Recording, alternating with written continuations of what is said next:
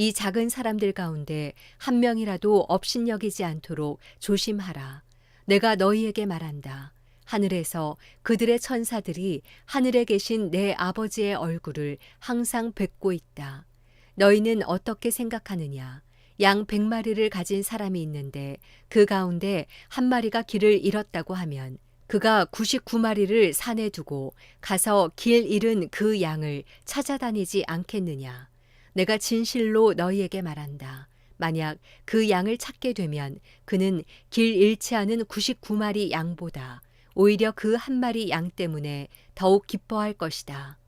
이와 같이 이 어린아이 중 한 명이라도 잃는 것은 하늘에 계신 너희 아버지의 뜻이 아니다. 만일 내 형제가 내게 죄를 짓거든 가서 단둘이 있는 자리에서 잘못을 지적해 주어라. 그가 내 말을 들으면 너는 내 형제를 얻는 것이다. 그러나 만일 내 말을 듣지 않으면 그가 하는 모든 말에 두세 사람의 증거를 얻기 위해 한두 사람을 데리고 가거라. 그러나 만일 그가 그들의 말도 거부하면 교회에 말하여라. 교회의 말조차 듣지 않으면 너는 그를 이방 사람이나 세리처럼 여겨라. 내가 진실로 너희에게 말한다. 무엇이든 너희가 땅에서 매면 하늘에서도 매일 것이요. 무엇이든 너희가 땅에서 풀면 하늘에서도 풀릴 것이다. 다시 내가 진실로 너희에게 말한다. 너희 가운데 두 사람이 땅에서 어떤 일이든지 마음을 모아 간구하면 하늘에 계신 내 아버지께서 그들에게 이루어 주실 것이다. 두세 사람이 내 이름으로 모이는 곳에는 나도 그들 가운데 있다. 그때 베드로가 예수께 와서 물었습니다. 주여, 제 형제가 제게 죄를 지으면 몇 번이나 용서해야 합니까? 7번까지 해야 합니까? 예수께서 대답하셨습니다. 내가 너희에게 말한다. 7번만 아니라 70번씩 7번이라도 용서해야 한다. 그러므로 하늘나라는 마치 자기 종들과 빚을 결산하려는 왕과 같다. 왕이 결산을 시작하자 1만 달란트 빚진 사람이 왕 앞에 나오게 됐다. 그런데 그는 빚 갚을 돈이 없었기 때문에 주인은 그 종에게 그 자신과 아내와 자녀와 전 재산을 팔아 갚도록 명령했다. 그랬더니 종이 그 앞에 무릎을 꿇고 간청했다. 조금만 참아주시면 모두 갚아드리겠습니다. 주인은 그 종을 불쌍히 여겨 그를 놓아주고 빚을 없애주었다. 그러나 그 종은 밖으로 나가 자기에게 100데나리온 빚진 동료 종을 찾아냈다. 그는 동료의 멱살을 잡으며 빚진 돈을 갚아라고 말했다. 그의 동료가 무릎을 꿇고 애걸했다. 조금만 참아주게. 내가 다 갚겠네. 그러나 그는 참지 못하고 가서 빚을 다 갚을 때까지 동료를 감옥에 가두어 버렸다. 이 일을 본 다른 동료 종들은 너무 기가 막혀서 주인에게 가서 이 일을 낱낱이 일러 바쳤다. 그러자 주인은 그 종을 불러서 말했다. 이 악한 종아, 내가 나에게 애원하기에 내가 내 빚을 모두 없애주었다. 내가 너를 불쌍히 여긴 것처럼 너도 내 동료를 불쌍히 여겼어야 하지 않았느냐. 그 주인은 화가 나서 그 종을 감옥 관리들에게 넘겨주며 빚진 것을 다 갚을 때까지 감옥에 가뒀다. 만일 너희가 진심으로 자기 형제를 용서하지 않는다면 하늘에 계신 내 아버지께서도 너희에게 이와 같이 행하실 것이다. 마태복음 19장. 예수께서 이 말씀들을 끝마친 후에 갈릴리를 떠나 요단강 건너편 유대 지방으로 가셨습니다. 많은 무리가 따라오자 예수께서는 거기서 그들을 고쳐주셨습니다. 바리새파 사람들이 다가와 예수를 시험하려고 물었습니다. 이유가 된다면 사람이 그의 아내를 버리는 것이 적법한 것입니까? 예수께서 대답하셨습니다.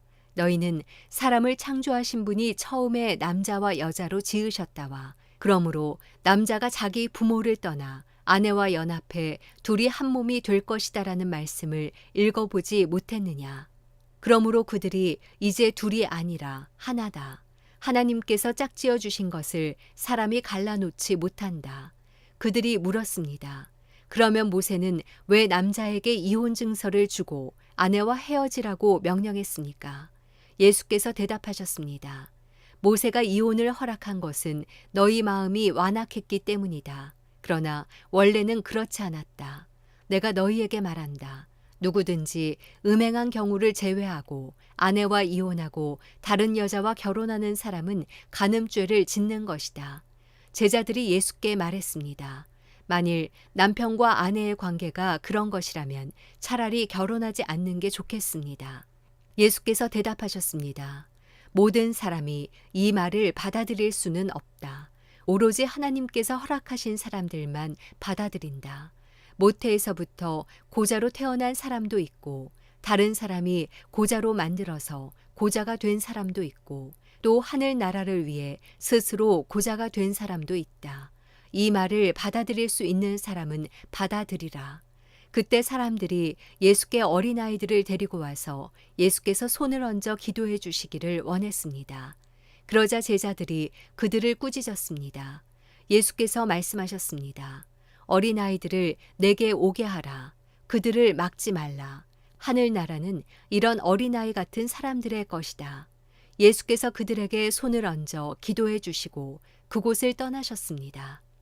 한 사람이 예수께 와서 물었습니다. 선생님, 제가 영생을 얻으려면 어떤 선한 일을 해야 합니까? 예수께서 대답하셨습니다. 왜 너는 선한 일을 내게 묻느냐? 선하신 분은 오직 한 분이시다. 내가 생명에 들어가려면 계명들을 지켜라. 그 사람이 예수께 물었습니다. 어떤 계명을 말씀하십니까?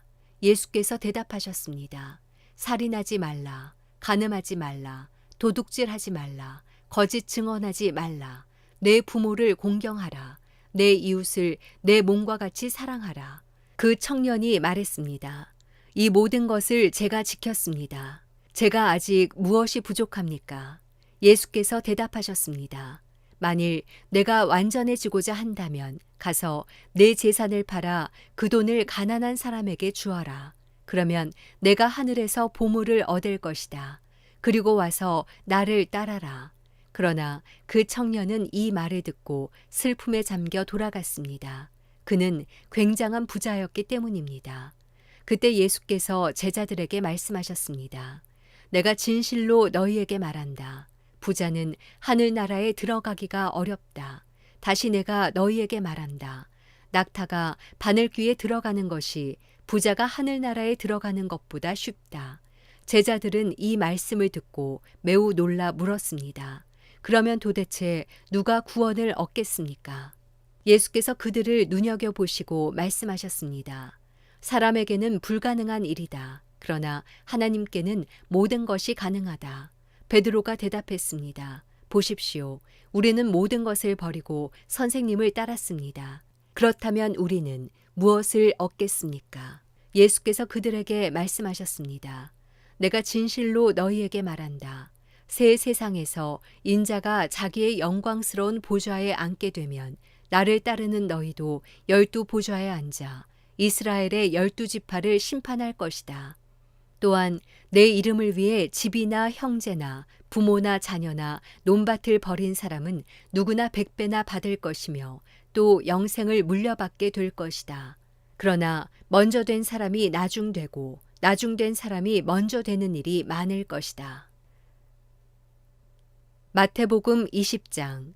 하늘나라는 자기 포도원에서 일할 일꾼을 고용하려고 이른 아침에 집을 나선 어떤 포도원 주인과 같다.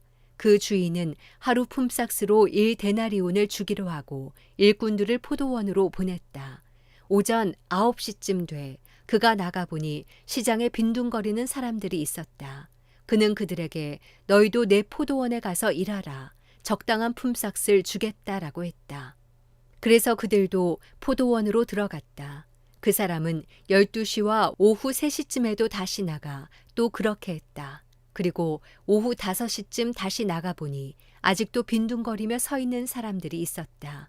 그는 왜 하루 종일 하는 일 없이 여기서 빈둥거리고 있느냐고 물었다.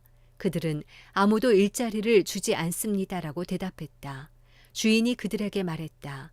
너희도 내 포도원에 와서 일하라고 말했다.